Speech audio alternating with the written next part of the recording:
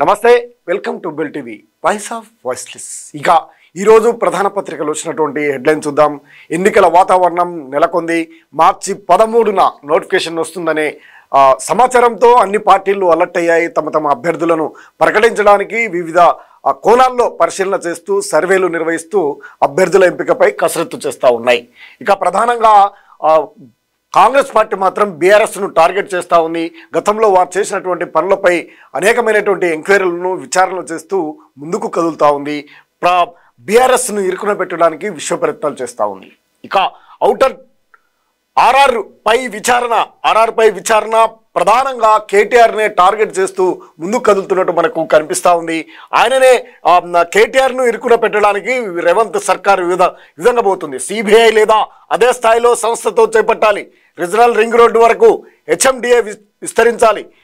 హుస్సేన్ సాగర్ చుట్టూ దుబాయ్ తరహా పర్యాటక అభివృద్ధి ఉన్నత స్థాయి సమీక్ష సమావేశంలో ముఖ్యమంత్రి రేవంత్ రెడ్డి కీలకమైనటువంటి నిర్ణయాలు అయితే తీసుకున్నారు. ప్రధానంగా ఔటర్ రింగ్ రోడ్డుపై జరిగినటువంటి అక్రమాలకు సంబంధించినటువంటి రింగ్ రోడ్డులో టోల్ ట్యాక్స్కి సంబంధించినటువంటి వసూల్లో జరిగినటువంటి అక్రమాలపై సిబిఐ విచారణ జరపాలని కూడా మంత్రివర్గ సమక్షంలో ఉన్నత స్థాయి అధికారులతో జరిగినటువంటి సమీక్ష సమావేశంలో ముఖ్యమంత్రి రేవంత్ రెడ్డి అన్నారట. Hyderabad outer ring road toll tax వసూలు టెండర్లపై జరిగినటువంటి అవకతవకలపై సమగ్ర విచారణ చేపట్టాలని ముఖ్యమంత్రి రేవంత్ రెడ్డి అధికారులను ఆదేశించారు. హెచ్ఎండిఏపై బుధవారం ఆయన సచివాలయం ఉన్నత స్థాయి సమీక్ష సమావేశాన్ని నిర్వహించారు. ఈ సందర్భంగా సీఎం మాట్లాడుతూ ప్రభుత్వానికి రావాల్సిన భారీ ఆదాయానికి గండిపడేలా తక్కువ మొత్తానికి టెండర్లు కట్టబెట్టినటువంటి తీరుపై ఆగ్రహం వ్యక్తం చేశారు. కనీస ధర నిర్ణయించకుండా టెండర్లు ఎలా పిలిచారని అధికారులను ప్రశ్నించారు. అందులో ఎవరెవరు ప్రమేయం ఉంది, ఏ సంస్థలున్నాయి, బాధ్యులు ఎవరు అన్ని కోణాల్లో దర్యాప్తు చేయాలి. ఈ టెండర్లు జరిగినటువంటి అవకతవకలు, అనుసరించినటువంటి విధానాలు, ఫైళ్ల కదలిక తీరు పూర్తి వివరాలను అందజేయాల్సిన బాధ్యత హెచ్ఎండిఏ జాయింట్ కమిషనర్ అమ్రపాల్పై అప్పగించారు. ఈ వ్యవహారానికి సంబంధించినటువంటి ఫైలు ఏవైనా మాయమైనట్లు గుర్తిస్తే బాధ్యులపై కేసులు నమోదు చేయండి. హెచ్ఎండిఏ నుంచి పూర్తి నివేదిక అందిన తర్వాత మంత్రివర్గం చర్చించి టెండర్ల వ్యవహారాన్ని సిబిఐ లేదా అదే స్థాయికి చెందిన మరో దర్యాప్తు సంస్థకు అప్పగిస్తామని సీఎం స్పష్టం చేశారు.